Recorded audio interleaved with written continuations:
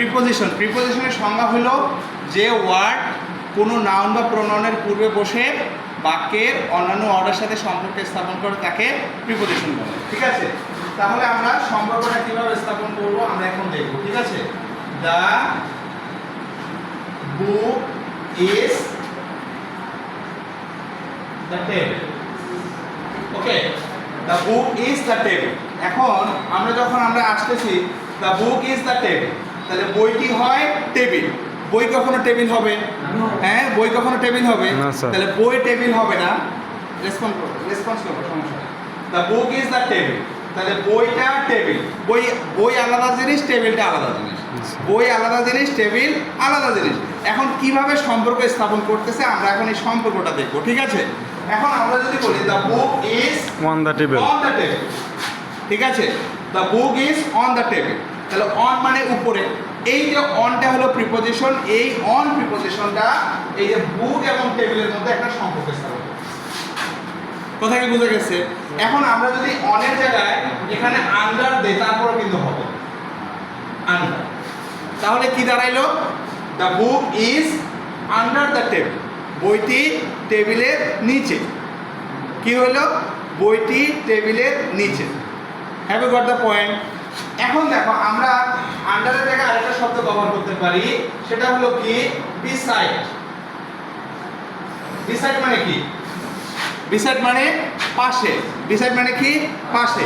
এখন আমরা যদি সেন্টেন্সটা দাঁড়াই the book is beside the table, the book is beside the table, তাহলে কি দাঁড়ালো? দাঁড়ালো হলো বইটি টেবিলের পাশে। হয় না? হয় কি? আচ্ছা, এরপর আমরা কি ব্যবহার করতে পারি? নিয়ার ব্যবহার করতে পারি। নিয়ার, নিয়ার মানে কি? নিকটে। নিয়ার মানে কি? নিকটে। তাহলে প্রশ্ন কি দাঁড়াচ্ছে?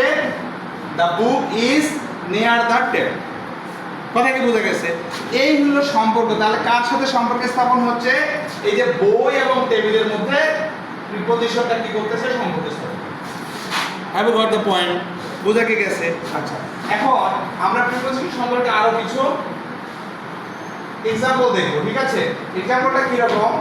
যেমন মনে করো আমি একটা বক্স তৈরি করব। ঠিক আছে, একটা বক্স তৈরি করলাম।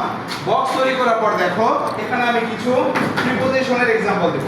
যেমন মনে করো এই যে বক্সের উপরে যদি কোনো কিছু স্পর্শ অবস্থায় থাকে, স্পর্শ অবস্থায় যদি থাকে তখন হবে অন। তখন কি হবে? অন। একটু উপরে যদি হয় কোনো কিছু ফ্লাইং অবস্থায় তখন হবে ওভার।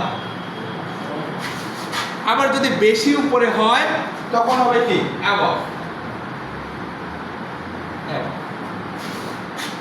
আমরা एग्जांपल যদি দেই, एग्जांपलটা দিলে কি রকম হবে? মনে করো the book is on the table। এটা একটা एग्जांपल। এই বইটা টেবিলের উপরে স্পর্শ অবস্থায় আছে। স্পর্শ অবস্থায় যখন থাকবে তখন হবে কি? অন।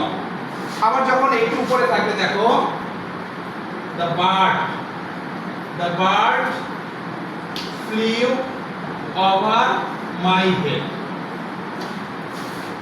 তাহলে কি দাঁড়াইলো? the bird flew over my head। পাখিটি আমার মাথার উপর দিয়ে উড়ে গেল। তাহলে পাখিটি আমার মাথার উপর দিয়ে যখন উড়ে গেল তখন কিন্তু পাখিটা কিন্তু আমার মাথায় কিন্তু বসে নাই। বসছে কি? তার মানে স্পর্শ অবস্থায় কিন্তু নাই।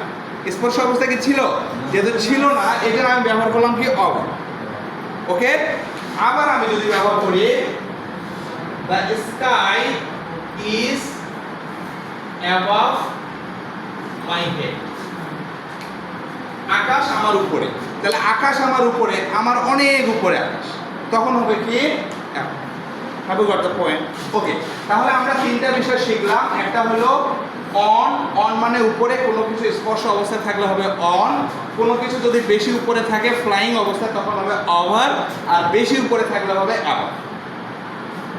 Have you got the point? Topic is clear? Yes sir.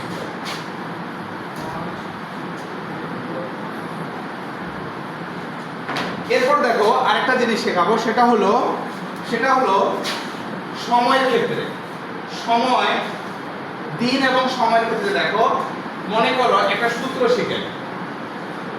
D2 সমান সমান অন আর my সমান সমান ইন। এখন এটা আবার কি? এটা হলো দেখো D2, আমি যদি বলি D2 টা হলো day and date, day and date, তাহলে দিন এবং তারিখের পূর্বে হবে অন, দিন এবং তারিখের পূর্বে হবে কি অন। এবং মাই এটা কি? এটা হলো month and year, month and year, মাস এবং বছর, মাস এবং বছর, তাহলে মাস এবং বছরের পূর্বে হবে কি ইন। এখন কিভাবে হবে আমরা এখন एग्जांपल দিয়ে দেখব, ঠিক আছে? আমি যদি বলি I shall go to Dhaka Friday, Friday, তাহলে দেখো I shall go to Dhaka dash Friday, তাহলে ফ্রাইডেটা কি? একটা দিন, দিন, তাহলে আমরা সূত্র কি শিখছি? দিন এবং তারিখ, দিন এবং তারিখ হলে কি হবে অন, ঠিক আছে? তাহলে এখানে সুন্দর করে আমরা বসাবো হলো on. Have got the point? এরপর দেখো আমি যদি বলি I shall go to Dhaka dash 15 okay 15 October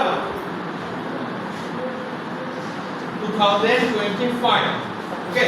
তাহলে 15 অক্টোবর, 15 অক্টোবর, ঠিক আছে? 15 অক্টোবর, তাহলে 15 অক্টোবর যখন বললাম এটা একটা কি সময়, এটা একটা তারিখ, এটা কি তারিখ, তারিখের নিচে হলো ডেট, তারিখের নিচে কি ডেট, তাহলে ডেট যখন হবে তখন কি হবে? এখানে হবে on. Have got the point? তাহলে কি হলো I shall go to Dhaka on 15 October 2025। এরপর দেখো এরপর হলো কি I shall go to Dhaka dash, মনে করো দিলাম হলো জানুয়ারি, জানুয়ারি 2025 অথবা 2026, দেখো 5 এখন জানুয়ারি শেষ হয়ে গেছে, তাহলে I shall go to Dhaka dash January 2026, তাহলে জানুয়ারিটা কি মাস, মাস আছে, তাহলে আমরা 2 নম্বর সূত্র কি শিখছি? my মান্থ এন্ড ইয়ারের পূর্বে হলো ইন, তাহলে এখানে কি হবে? জানুয়ারির জায়গায় কি হবে ইন।